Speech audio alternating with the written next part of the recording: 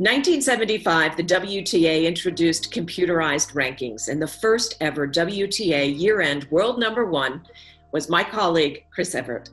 Hello, Chrissy. Hi. I'm so glad you're doing this, but don't be too good because I want my job back. I'm Chris McKendry. I work alongside Chrissy as a commentator for ESPN. Now, Chrissy has been spending time interviewing other year-end world number ones, but today we turn the tables. Let's start in the very beginning. Very famous tennis family, and this was all by your father's design, perhaps not to have a world number one, but to get his 5 children into a healthy after-school activity. Yeah, he started all of us playing tennis, and he himself was a good tennis player as a junior. He played college tennis at Notre Dame. He was pretty good, but when he went into the Navy and came back to America, he had to find work. So he became a teaching professional. And he had 5 kids that he taught. And he basically, his goal was to keep all of us with him and to keep us off the streets. That's what he says. It wasn't about trophies or traveling around the world or making money. It was, he wanted us to be right there with him so he could keep an eye on us. And as it turned out, my sister Jeannie and I turned pro and were successful on the pro tour. And then the other 3 played number one for their college, and my dad didn't have to pay 1 cent of college tuition. So it was a win-win for everybody. What was he more proud of, the college scholarships or the world number one? I bet it was a bit of a toss-up. I think he has been quoted by saying the college scholarships for some reason. And I think that was because, again, he played number one for Notre Dame, and he knew what that meant to him, and he could relate to that. You mentioned your late sister, Jeannie, just an angel of a woman, truly. But she didn't just turn pro. She was equally as gifted as a teenager, beating Margaret Court like you did. What were some of the earliest memories of you and Jeannie when you were first starting to compete outside just the state of Florida? Well, first of all, my first memory of ever going to Holiday Park was I was always after school going over to my girlfriend Cara Bennett's house and having barbecues and going swimming and having a ball after kindergarten. And my dad all of a sudden stopped that, and he started picking me up and bringing me to Holiday Park, where he had a basket of balls and he was just throwing me balls. And I was not happy with the situation whatsoever. But being fearful of him like I was at that age, I didn't say a word. So we grew up in Fort Lauderdale. And then Jeannie and I, Lori Fleming, Carrie Fleming, there's a whole group of young girls that we became friends, and we started competing against each other. But Jeannie was great. Jeannie, I think, could have been more competitive than me, because at one point, when she was 13 and I was 15, she was starting to beat me in practice, and that didn't go over too well with me. So what separated you from the pack at that age? I think I wanted it and I needed it more. I think that I don't think I had a lot of self-confidence, and I think once I walked down the tennis court, I felt good about myself and I felt more confident, and finally, there's something that I could do really well. As far as Jeannie was concerned, you're right. She beat Margaret Court. She beat Rosie Casals at 15. Her career was looking great. And then she stopped growing. And she was 5 foot tall.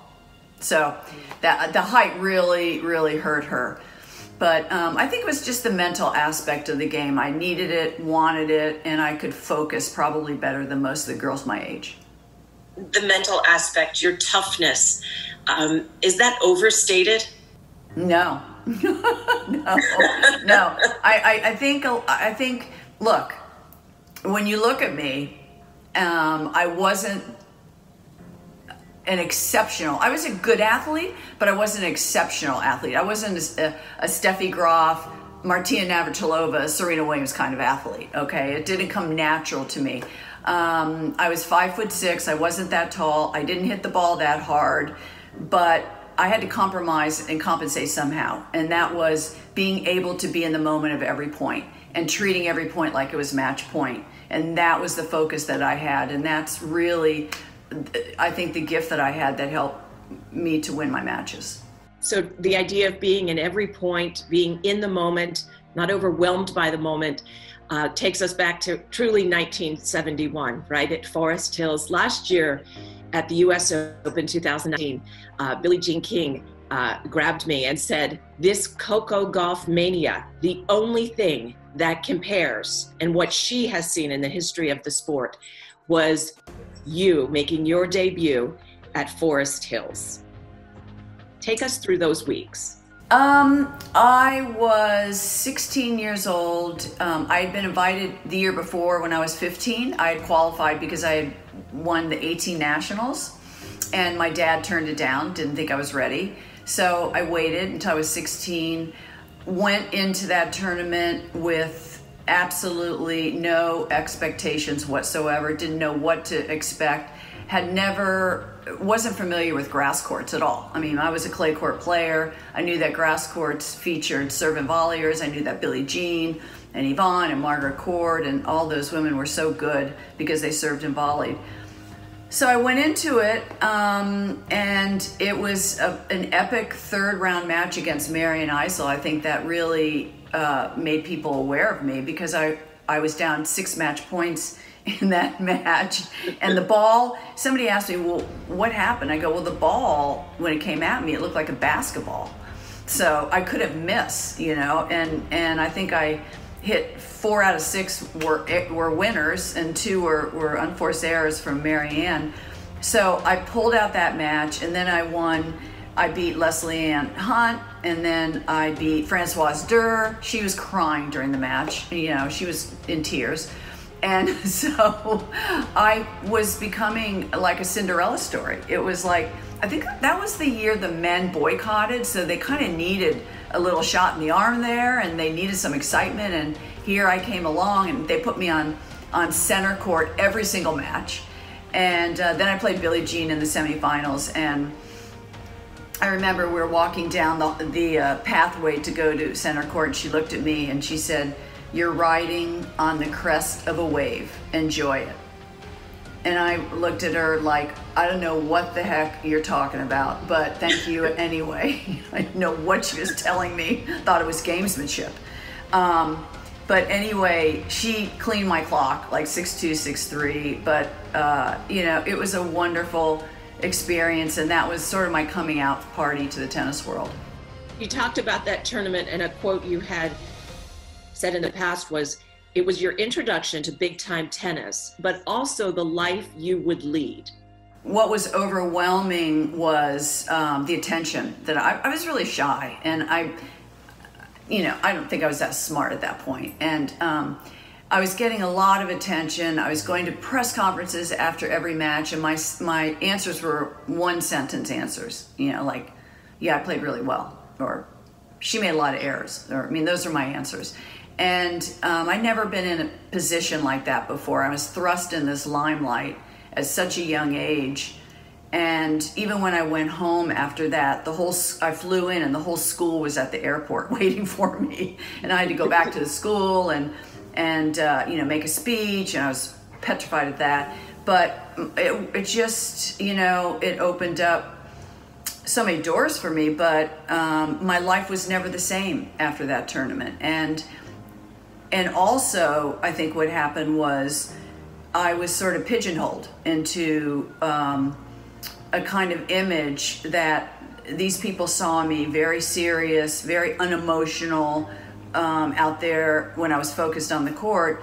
So thus I was dubbed the Little Miss Ice Maiden, Cinderella in Sneakers, the Ice Princess, everything that had to do with ice. And, that put me in a bubble of an image that I kind of had to live to be that after a while. Do you think people have ever allowed you to change? I'm around you enough at tournaments that I sometimes think people just have you a certain age and a certain part of their lives, but that's where you have to live forever in their minds. I don't know if it's a matter of them. I mean, I think it was a matter of me, coming out finally, and whether it was later on in my career or after I had children or even now in the commentating. I don't think about image at all. I mean, I've just learned finally to be myself and to be true to myself and to feel comfortable within myself. But I'm telling you, while I was playing, I was not controversial. I just kept my mouth shut, and I didn't want to bother anybody. I didn't want to start any controversy. I didn't want to get attention. So I kind of just was a little bit robotic in a way. But, I think off the tennis court and outside the tennis world, people knew that I wasn't that way.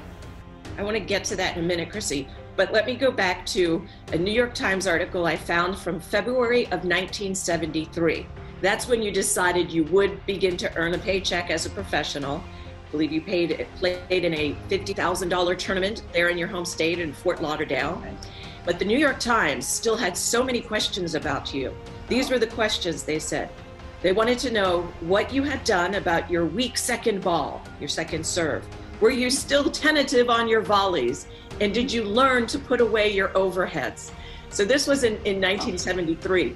So about your game, aside from the mental aspect, which you were clearly a superior competitor, what was your game physically like in the early days? That is hysterical.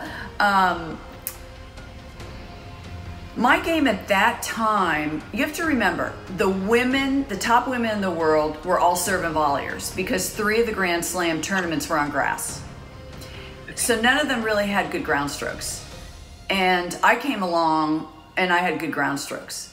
And all I did was hit a lot of balls back with placement towards the baseline where they couldn't come into the net. I really got them back on their heels, and I outsteadied them. And I out-mentaled them. And, they had never seen a player with that style. I think Nancy Ritchie, I am wrong, Nancy Ritchie had that style, but she was like 2 in the world. It was very successful. So I did not have a strong serve. I had a mediocre first serve and a weak second serve. At that point, I didn't volley very well at all. I moved okay. I don't know, my ground strokes were exceptional for my age and for the tour. I had a good drop shot. I had good anticipation and a good head for the game. I saw the court pretty well. So most of it was mental, and I had a long way to go physically. Chrissy, like many of the great champions, 18 Grand Slam titles, you went 13 years winning at least one. You've had several rivals throughout your career. You came on the scene with Billie Jean still playing the US LTA, but there was also the Slims Tour, and then the Grand Slams. And in there, Yvonne Goolagong, Virginia Wade. What were the early times like as they were trying to establish a tour, and what role did you play in that? We had a blast in the early 70s. It was so much fun. I would never want to change it, even though we weren't winning as much prize money as now, because there is so much camaraderie between the women, and we were in it together. We were working together as a team.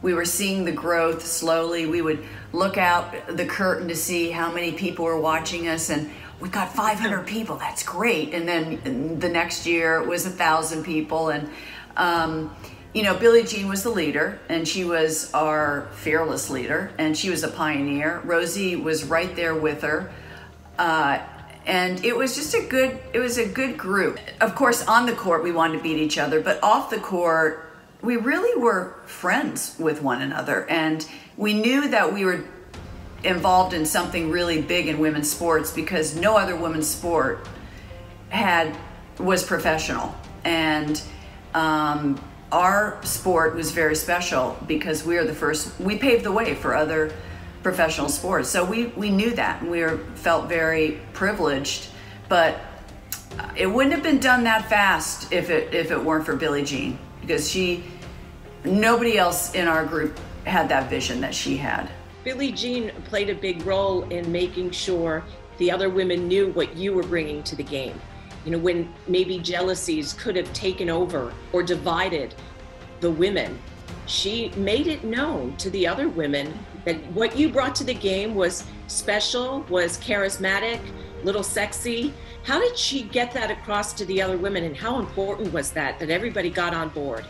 Well, that's a good question, because I remember when I was 16, I started playing some of the Virginia Slims tournaments, 16, 17. I was still in high school, and whenever I would play Billie Jean or Rosie, there would be a big group of women, like 8 women would sit in one of the player boxes and just scream and shout for my opponent. And it was kind of in my face, and it was obvious that they were a little jealous and didn't like the fact that I was taking a lot of the press away from them. In their minds, that is what they were thinking. And I remember this happened at quite a few tournaments, and after a while, Billie Jean took them into a room and scolded them and said, "She's putting money in our pockets, basically, okay? And this is the future of women's tennis." I mean, I shouldn't have scared anybody, because I didn't say boo at that time. I wasn't trying to get all the press. I wasn't trying to get on the covers of magazines. And when I was asked, I gave all the women credit for it. So anyway, after Billie Jean had that talk with them, and they got to know me a little bit better, and I joined the tour, played more tournaments, I think, then it became a calmer situation, and they started accepting me more. Thank heavens. But you were the athlete who transcended the sport. And I think that's probably what the other players recognized. They were tennis players. You were becoming a superstar. And then you started circulating in this orbit that you have to share some of the unique stories. What was it like traveling in the world with Jimmy, and then it was John and Bjorn Borg, and people who you were at the forefront of popularizing the sport of tennis beyond a very niche audience? Yeah, I mean, in the 70s, it was a sexy time. And you said it right, especially when Jimmy came along and Bjorn Borg. Bjorn Borg, and I've been around tennis, and I've seen champions come and go, and there's never been anybody like Bjorn Borg. He was one of the Beatles. You know, he had 6 guards to get from court to court, and women were crying and screaming and trying to grab him. And as popular as Roger Federer is right now, he has to take a back seat to how Bjorn Borg was. And so he was a rock star. Vitas Gerulaitis was a rock star. And Yvonne Goolagong was so special and graceful and kind and beautiful. And Billie Jean was the strongest woman that anybody had ever met. And I mean, we had a lot of different characters. Then Martina came along and defected from Czechoslovakia. And then, you know, she came out of the closet, and the platforms that everybody had started to really reveal themselves. You know, so in the 70s, it was really a wild time. I gotta tell you, it was a wild time. And the world with the women burning their bras and Woodstock, and I mean, there was such social change beginning to happen anyway that we just blended right in with everybody else. In every great sport and every great league, you know, there's a rivalry. There's a rivalry that stands above them all. And for tennis, that's you and Martina. What is your career without Martina? My career would not be as exciting, and it almost might be a little boring, and I don't think I would become the tennis player that I ended up becoming without her. I wouldn't be as good without her. I am so thrilled that she was in my era and really helped me to become a better player physically, to become a better athlete, to be stronger in my convictions, to speak out. I mean, Billie Jean and Martina were two very strong women in my era, and they had some very strong platforms. How did she change your game? You said she improved your game or made you improve your own game. How so? Martina definitely helped me to become a better volleyer, because I remember my coach Dennis Rawlson said I lost to her 13 times in a row. At one point she was dominating and she was unbeatable. And my coach Dennis kept saying, you got to go to the net because you're not beating her from the baseline. She's coming in on you and you're not beating her. And so I don't know why, but the 14th time, it was in Miami, I played her and I started going to the net and she was like surprised, and I came in on her backhand, which I knew she couldn't hit a passing shot because she had a slice backhand, even though I wasn't 100% confident on my volley, but I still came in, I kind of bluffed it, and I realized that I was winning points. And I'm thinking, why didn't I listen to my coach 13 times ago? But champions are stubborn and they stick with their winning game. But that wasn't winning against Martina. So that's basically, I feel like I ended up with a good volley at the end, and I definitely had to beef up my serve. I had to become a better athlete. She got me into the gym doing weights and becoming stronger and stronger. And so she encouraged me physically in a lot of different areas to get the most out of my body and to be the best I could be. So you won the first women ever to win 1,000 matches. Do you remember the celebration when you won your 1,000th match?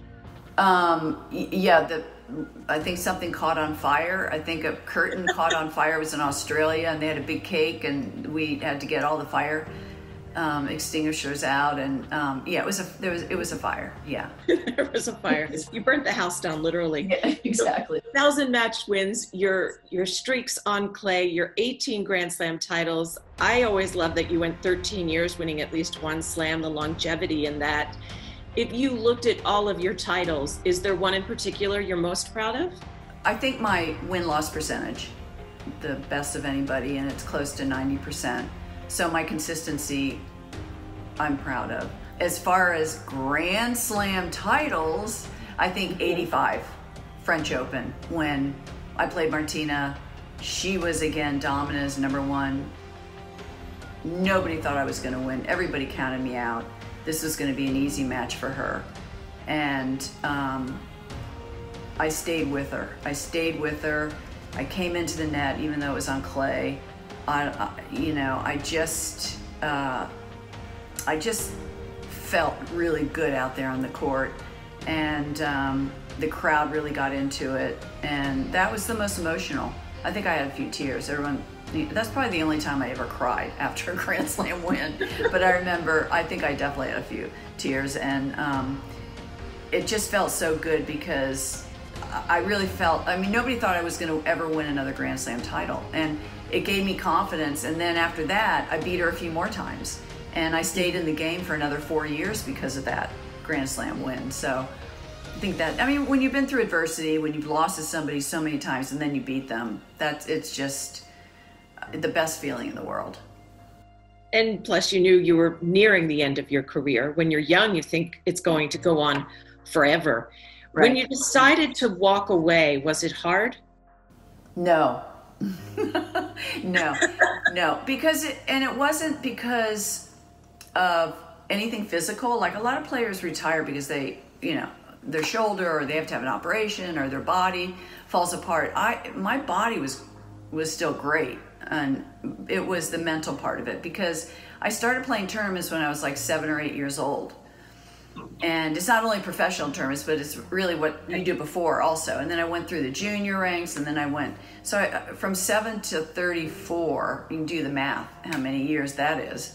That's a lot of mental commitment, mental concentration, that's a lot of tunnel vision. That's a lot of not living life to the fullest because you're giving up a lot to be focused. And I was just burned out. I was just mentally burned out. I knew the year before, and I was married to Andy Mill at the time, and I remember him saying to me, because he retired because he had a fall as a ski racer, and he broke his neck, his back, and his leg. And he said, Chrissy, you know, milk it as long as you can, because once you retire, you can't get it back. And I remember that made me excited to play one more year. And that was when I was 34 years old. Plus I was married and kind of wanted to go on to having kids and having another life too. After you retired, you always knew throughout your career, obviously, that you had a powerful platform, you know, from your success, your personality, your popularity, and you've continued to do so much with it. And I always say that to you as my friend and my colleague, you know, every athlete, when he or she retires, say, I'm going to start a charity, and that's what I'm going to do. Some do, you know, some do it for a few years and they realize the work that goes into it. And you have done it better than most or any that I know of. I mean, more than $25 million to South Florida area charities. What's your motivation behind every day, every year, getting up and getting back to work with it? Well, I was brought up in a very middle class, even a lower middle class family, and we didn't have a lot of material things. And I used to see my mom go to Goodwill, and she used to bring canned goods to the poor and Salvation Army, and I just felt like I had been given so much, and that after I retired, okay, now it's time to give back. This is really not fair. It's time to give back to those less fortunate. So living in South Florida, there was a big problem with drug abuse and addiction, and that's the charity that I picked for the last, gosh, how many years? I think I've done it for 30 years now. And I'm on the board of the Ounce Prevention, and it's just helping people less fortunate than yourselves. And then the last couple of years I've been involved with the Usta Foundation, which is also helping to create an atmosphere, a safe atmosphere of tennis and education for under-resourced kids. Look, at this stage of my life, my joy is really my kids and giving back. My tennis academy, working with you at ESPN. I mean, I feel I'm 65 years old and I'm very lucky that I still am able to be relevant and have platforms. The WTA year-end #1, the trophy right there behind you. Yes. It represents so much of what everyone has accomplished. Only 14 ladies have had the Chris Evert WTA World #1 trophy. But it also represents, Chrissy, what you still have to do. The work still needs to be done as players look into the future. What's your hope for what the current day's player does with their success and their powers? Well, first of all, what a beautiful trophy. And you're not presenting this to me because I already have it, but there is one diamond in this global tennis ball, which is beautiful. It's very heavy, and I'm very honored to have this trophy named after me. But